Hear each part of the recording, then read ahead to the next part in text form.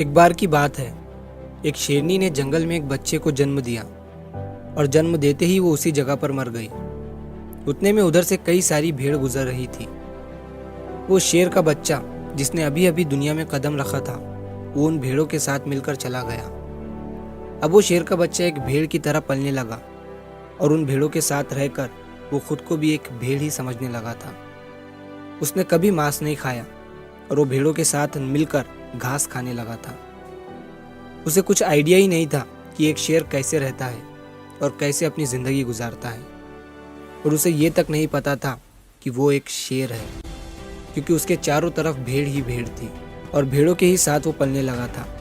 उसने कभी शेर की तरह नहीं दहाड़ा। फिर समय गुजरता गया और वो शेर का बच्चा एक यंग शेर बन गया। वो भेड़ों के झुंड में अलग ही दिख रहा था, लेकिन भेड़ों के साथ रहकर भेड़ों को उसकी आदत हो गई थी। एक दिन एक बूढ़े शेर ने उन भेड़ों के झुंड पर हमला कर दिया। जब उस बूढ़े शेर ने भेड़ों के झुंड में इस यंग शेर को देखा तो वो हैरान हो गया। उसे अपनी आंखों पर विश्वास नहीं हो रहा था। उसने देखा कि एक यंग शेर भेड़ों के साथ घूम रहा है। उसने पहले कभी ऐसा नहीं देखा था। वो ये भूल गया कि वो वहां पर भेड़ों को पकड़ने आया था। उसने सोचा कि वो उस शेर से बात करेगा और पूछेगा कि ये सब क्या हो रहा है। उस बूढ़े शेर ने भेड़ों के झुंड पर फिर से हमला किया उस शेर को पकड़ने के लिए। भेड़ों ने जैसे ही उस बूढ़े शेर को देखा, वो सब अपनी जान बचाकर भागने लगे और उन भेड़ों के साथ वो शेर भी अपनी जान बचाकर भागने लगा। कुछ देर के बाद उस बूढ़े शेर ने उस यंग शेर को पकड़ लिया। बूढ़े शेर ने उस यंग शेर से कहा, अरे बेवकूफ, तू मुझे देखकर भाग क्यों रहा है? यंग शेर ने रोते हुए कहा, प्लीज मुझे छोड़ दो, मैं एक साधारण सा भेड़ हूँ, मुझे जाने दो। वो उस बूढ़े शेर को देखकर एक भेड़ की तरह कांप रहा था। बूढ़ा शेर ये सुनकर हैरान हो गया और वो समझ गया कि यहाँ पर क्या हो रहा था। वो बूढ़ा शेर उस यंग शेर को एक नदी के पास लेकर गया। यंग शेर वहां से भागने की कोशिश कर रहा था, लेकिन बूढ़े शेर ने उसे नदी की तरफ धकेलते हुए कहा कि अपने आप को इस पानी में देखो। नदी का पानी पूरी तरह से शांत था। बूढ़े शेर ने यंग शेर से कहा कि अपने फेस को इस नदी में देखो और मेरे फेस को देखो। अपनी बॉडी को इस नदी में देखो और मेरी बॉडी को देखो। उस यंग शेर ने डरते हुए अपना फेस नदी में देखा, और जैसे ही उसने अपना फेस नदी में देखा तो वो हैरान हो गया।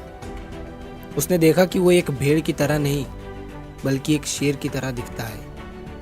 वो रियलिटी को समझ गया कि वो एक भेड़ नहीं, बल्कि एक शेर है, और एक सेकंड के अंदर ही उसने एक शेर की तरह दहाड़ा।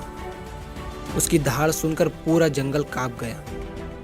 उसने अपने आप को पहचान लिया, अपनी पावर्स को पहचान लिया, और तभी उसने अपने आप में एक ऐसी एनर्जी महसूस की जो उसने आज से पहले कभी नहीं की थी।